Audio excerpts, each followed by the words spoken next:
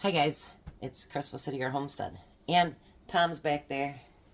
Hello. We're actually recording this early so I can get it done, but I had all that leftover bone, and then the real meaty part of the ham. So we are actually going to make ham broth today. So I'm going to put the meaty part of the meat in there. I'm going to put that bone in that one.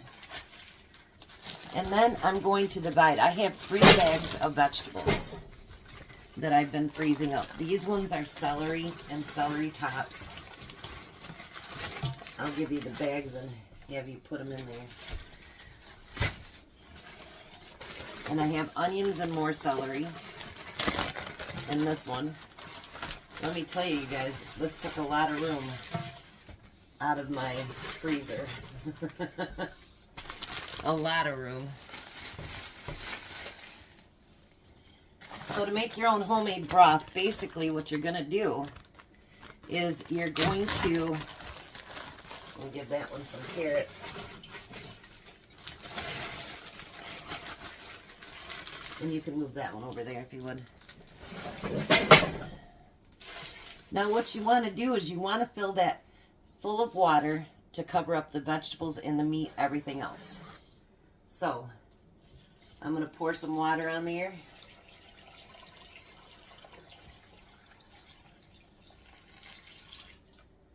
You want to fill that up again for me?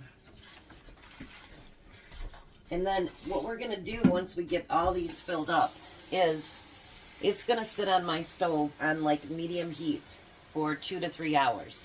Now you can do this in your pressure cooker. You can do it in your crock pot. You can do it in your the big cooking pan. However you want to do that, you can do it. I find that the stove is faster because it's got more of a high consistent heat on it. So, excuse me, I'm going to get this one filled to where it covers up all those vegetables. And then I'm going to slide it over. And at the medium heat, it really won't get too bubbly or anything like that you have to worry about that. So it's actually just going to sit there. Every once in a while I might come out and stir it just to make sure that the veggies are moving around and stuff. And it will make the richest, the most beautiful broth. So when I get to that point, I will come back and I'll show you. Alright, so I thought I'd bring you back for a minute. Now, that one is already starting to get dark. It's been maybe a little over an hour. And I like to make it go for 2 to 3 hours so you get the richest broth. It will not go that fast if you put it in the other cookers. But let me just show you this. Look how nice and rich already it is. Let me just put a little bit on a spoon. Look how nice and rich that broth already is. And that's just after an hour of it cooking. I like to do it on the stovetop because it is faster. And, I can keep it stirred and everything else. And I like that. Now the bone is going to take a little bit longer because, this already had the meat cut up. Even though it's the fattier kind of meat, it's already cut up. The bone is going to take a little bit longer. So maybe where I have to do this like 2 hours, might have to do the other one for like 3. Just so that you can get all that beautiful flavor of the ham. So I'm pretty excited. I've never made ham broth, but you know what? There's a first for everything, and there's no point in our leftover vegetables, our bones, our extra meat that we don't use, because that stuff up next to the bone is really grizzly anyway. And my grandma liked grizzle. I don't.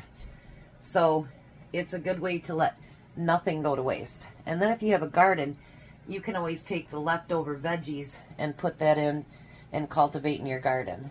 So we don't dare do that here because if we did, our gardens would be torn up because we have so many creatures that even when we do our eggshells, they dig them up. So because you'd think that us being in the city, we wouldn't have all that, but we have skunks and possums and, well, rats. I don't see them, but raccoons, what do they call them, groundhogs or whatever they are, the big ones. I don't know what they call them.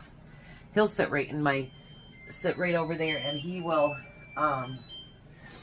he'll sit on his hind legs and eat my peppers. I mean, he's pretty brazen. Woodchuck, that's what they are. My son, when he tried to do a garden, he did it in the backyard. They ate everything.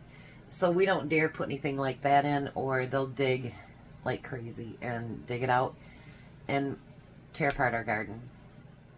So I'll be back when this stuff is done, and I'll probably wait till Tom gets back so he can use his big muscles and help me drain it out, because that is pretty heavy with all that stuff in it. So I'll be back. Alrighty, let's can us up some broth. My canner, which you need to pressure can this one, is starting to warm up.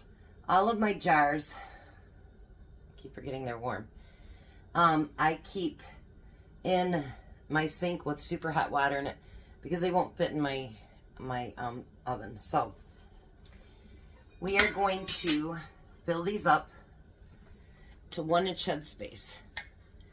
I can't get it back far enough for you to see the jar or the container I have it in. But wait till you see how beautiful this is.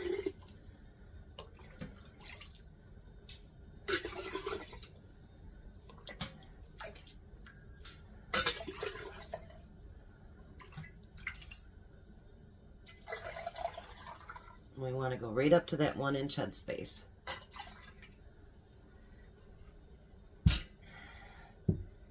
And it's not as piping hot as it was when I first got it off the stove, so that's a good thing too.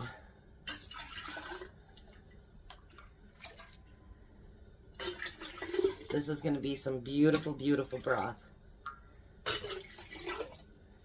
And you know, the thing is, you're not letting anything go to waste.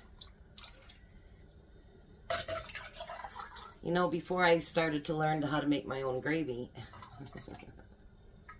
which I'm still not the best at, by the way, but before then, you know, stuff like this, I didn't save it. You know what I mean? And ever since then, I've been learning to save my broth, my vegetables, and because you guys really have encouraged me to, you know, reach out and do better. And I hope the ones of you guys that were pushing me, not pushing me in a bad way, but that you're proud of, you know, how far I've come with stuff like that. Because if it wasn't for you guys, I definitely probably wouldn't be doing this right now. And like the vegetable broth, I had never even used vegetable broth in my life. So I was like, yeah, whatever. But honestly, now I can't imagine not making my own vegetable broth because it is so delicious and so beautiful that I can't imagine using something else. So now I'm not going to debubble this because this is pure liquid. It's been strained and drained and all that good stuff. Let me get some rings on, or lids on here.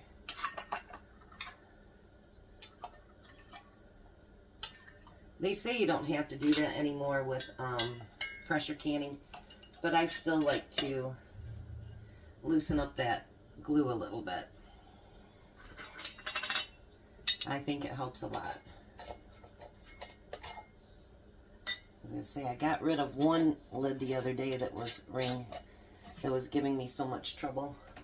And I'm going to put these in as I go to keep them nice and warm. Let me get one up here and then show you guys how beautiful this broth is. Look at that. Isn't that beautiful? Alrighty. So my canner will take 7 jars.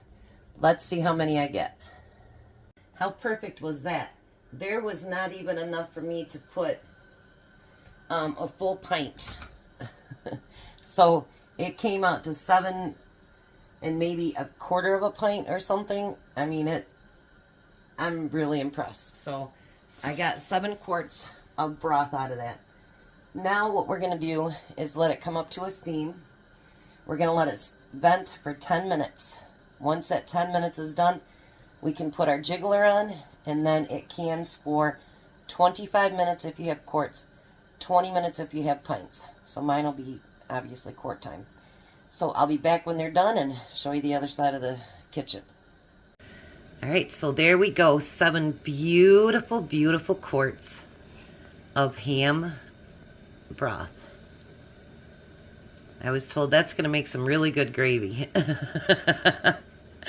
So there we go. Don't waste anything. Use up, save all of your vegetable scraps. Save your, bones, all that. You can make different kinds of broth. I have turkey, ham, chicken. I don't have any beef because I really don't eat a lot of beef that comes with bones. But make sure you check out the other channels. Make sure you make nice comments to them so that you can be in the drawing. And you guys have a blessed day. Be a blessing.